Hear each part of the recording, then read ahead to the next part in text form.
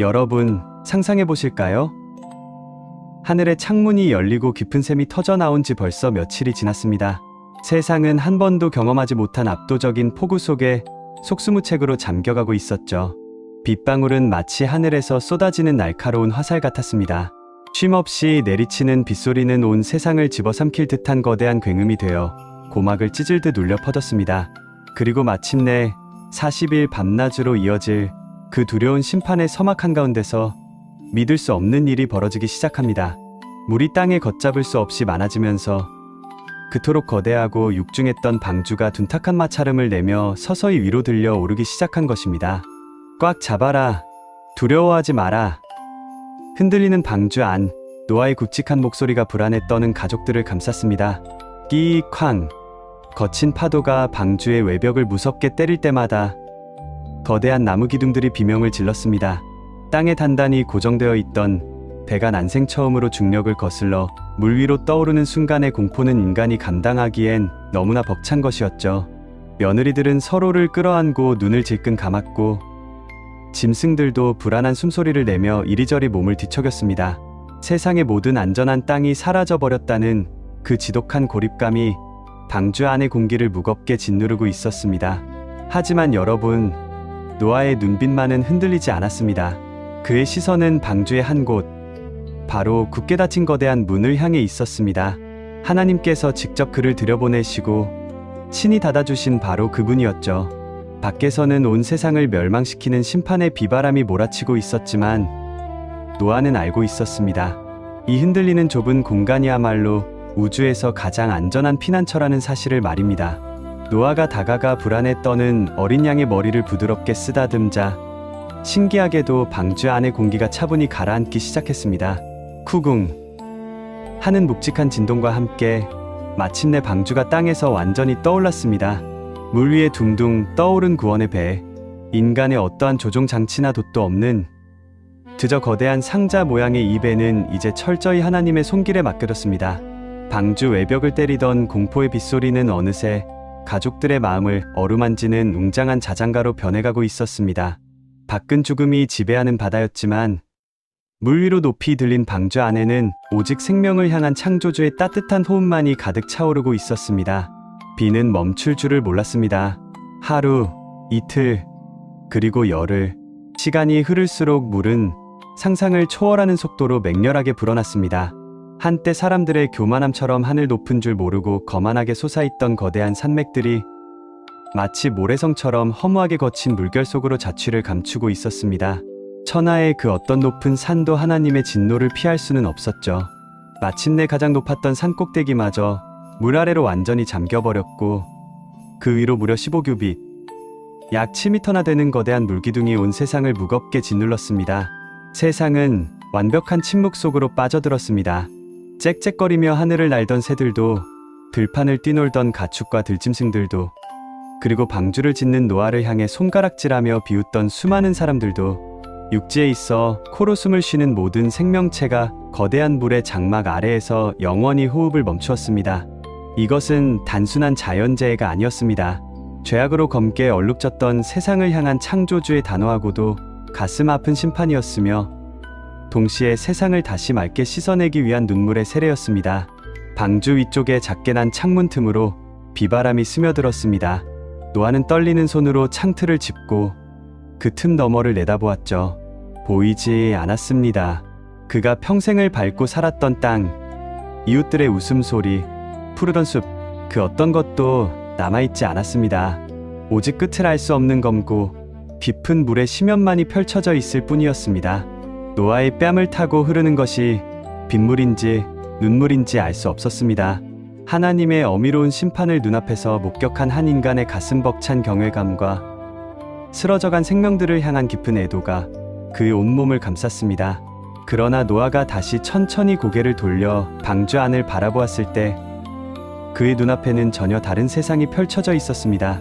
사나운 사자와 순한 양이 한 공간에서 평화로운 숨소리를 내며 잠들어 있었고 그의 사랑하는 가족들이 따뜻한 불빛 아래 서로의 체온을 나누고 있었습니다.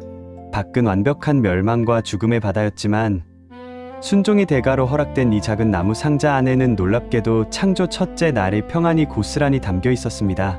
멸망의 물결 위에서 오직 방주만이 유일한 생명의 빛을 품은 채 묵묵히 그리고 안전하게 파도를 가르며 나아가고 있었습니다. 세상을 덮친 이 거대한 물결은 결코 자비가 없었습니다. 지면 위에 존재했던 모든 생물들, 뽐내며 걷던 사람들부터 들판을 뛰놀던 가축들, 땅을 기어다니던 작은 벌레들과 높은 하늘을 날아다니던 아름다운 새들까지 그 모든 것이 흔적도 없이 쓸려갔습니다. 인간의 탐욕으로 검게 물들었던 세상은 역설적이게도 이 깊고 두려운 심판의 물속에서 가장 깨끗하게 씻겨 내려가고 있었죠.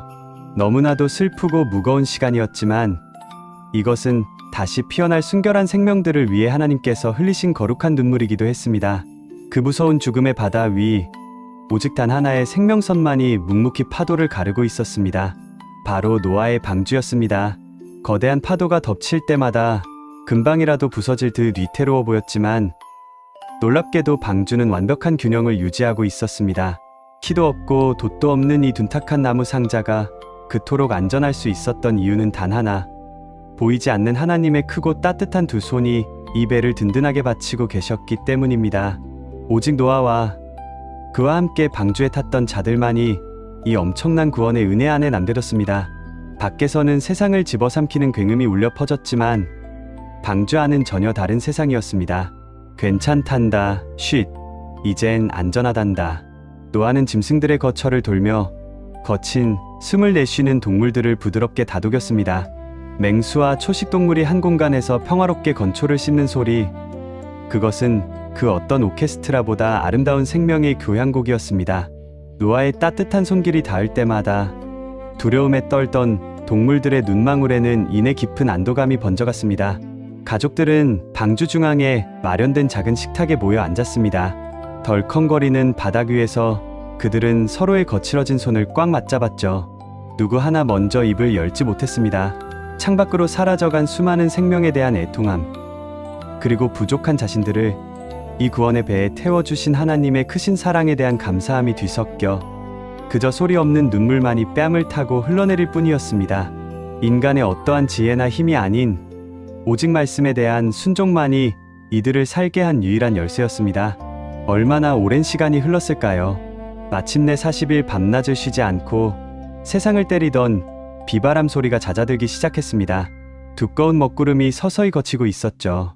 하지만 여러분, 비가 그쳤다고 해서 곧바로 땅이 드러난 것은 아니었습니다.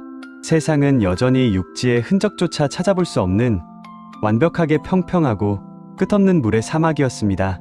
성경은 기록합니다. 물이 150일을 땅에 넘쳤더라. 무려 150일, 약 5달이라는 긴 시간 동안 방주는 망망대해 위를 목적지 없이 떠돌아야만 했습니다. 사방을 둘러보아도 보이는 것은 오직 푸른 물과 하늘뿐인 150일. 보통의 사람들이라면 이 끝없는 고립 속에서 미쳐버리거나 언제 땅이 나올지 모르는 두려움에 휩싸였을 것입니다. 하지만 방주가 떠다니는 이 바다는 더 이상 심판의 바다가 아니었습니다.